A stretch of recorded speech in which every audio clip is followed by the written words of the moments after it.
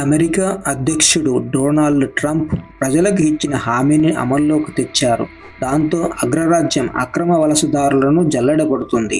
అమెరికాలో సరైన పత్రాలు లేకుండా ఉంటున్న వలసదారులు మిలియన్ల సంఖ్యలో ఉన్నారని అంచనా. వీరిలో 18,000 మంది భారతీయులను గుర్తించి జాబితా సిద్ధం చేశారు. వీరందరినీ విడతల వారీగా భారత్ పంపుతున్నారు. ఇటీవలే మొదటి విమానంలో 104 మంది భారతీయులను ఇండియాకు పంపింది అమెరికా.